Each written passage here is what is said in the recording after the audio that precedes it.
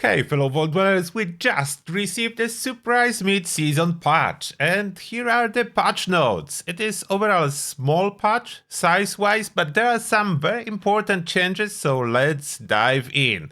A lot of bug fixes as well. I will focus on the important ones. So there are some related to power armor, like the compass on power armor finally fixed, although in settings you can always switch it off and have a regular one instead of power armor version. It was always an option. Secret Service armor when scrapping now is giving scrap. Then some best build fix. After that camp and workshop, a lot of fixes. I will not read them all. There's a lot, mostly minor fixes. If you want to read every single note, I will link a patch notes in the pinned comment, the link to the patch notes. So you can go check it out if you need to read every single line. I want to focus on the important ones. There is a lot of bug fixes, so it will take forever to read them. Caravans. There is a bunch of fixes related to caravans and some important ones. You can no longer double dip to get full supplies from helping other caravans. So that's no longer an option, but there is a good news as well. The reward for helping is increased. So helping small, medium or large, the large is the most important, large caravan for helping, you have now 20 supplies. It was 5. Now it's 20 supplies, 5 scrip, some stim packs and ammo. So it was increased if you are a helper. Previously, the trick that they addressed was starting your own caravan and helping others to get full reward. It's no longer possible. That was unfortunately fixed as well. There is a bunch of combat changes. I'm not sure about this fixed Twisted Muscles and Modern Renegade. What do they mean by that? I'm not sure what actually was fixed. The good news is Enforcer rank 1 is working again. It wasn't for a while, now it can be used, so I'm very happy as that was usually my go-to to cripple enemies. So now it's working again. As well, you're probably waiting for this one. Fix a case where AP would not regenerate while taking rad damage. So now it will regenerate. Finally, that was so annoying. Honestly, if you are a VADS build, this one was extremely annoying. It's supposed to be fixed now, which is really good. The Legendary Explosion mod now applies bonus to explosive attacks. Is it about what? I'm not sure. What did they fix exactly about explosions? We'll need to investigate. I have honestly no idea. Then adjusted the damage caused by the poison cloud from toxic blood mutated enemies. Players should expect the poison cloud to be weaker at lower levels and the poison effect drops off faster. What about higher levels? No mention. Combat balancing. And that's mainly for enemies, so lesser devils will be more dangerous. Alien invaders in daily ops will be slightly weaker. The duration of the slow effect from the floater freezer, freezing breath, is lowered. Then reduce the rate at which the slow effect accumulates for the floater freezer's freezing breath. I never encountered problem with those floaters. I never considered them to be overpowered, but they have been nerfed. The floater flamers nerfed too, reduce damage. At least based on the notes. We'll see in practice how this is gonna work, but on the notes, floaters generally get nerfed. Another reductions to damage, generally over the board, floaters nerfed.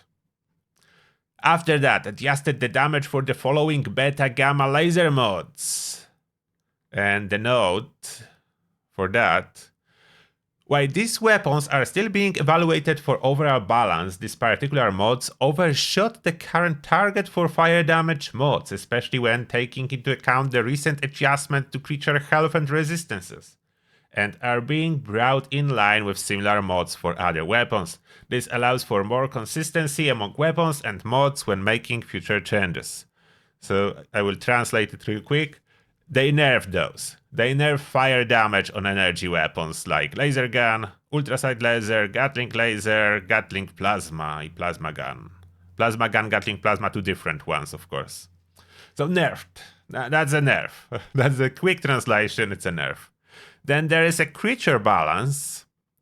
The following creatures have been adjusted, and there is no real details. I will slowly scroll down. You can see like all the creatures basically have been adjusted in some way, shape, or form. Unknown exactly, because there is no exact detail. So creatures have been adjusted. Expect them to be weaker, stronger, or the same. That's my translation. Then events. There is a lot of fixes to the event issues, different events, different issues. The list is quite long. Let's hope those will work correctly now. The important one, changes, magazine changes. So magazines are receiving their rework. You probably already heard about the nerf to Backwoodsman magazines and Live and Laugh magazine, but they reworking like all of them. Is it important? Like, look, one example, astonishingly awesome Taste 7, 25 AP bonus now, and used to be 5. It's still small, so it's not like it's gonna matter a lot. The magazine and bubbleheads effects are usually small. Some of them just have names updated or descriptions, but as you can see from those mods, it's very insignificant. The nerfs are significant though, so that's example, Live and Laugh free. Now only affects healing from fruits and veggies rather than all effects from fruits and veggies. The all effects from fruit and veggies, that was a big buff from this magazine. No more. It's no longer doing much. And other magazines, so you can see all over the board, those are very small effects. Maybe helpful early game, but then not much. After that, it's not much.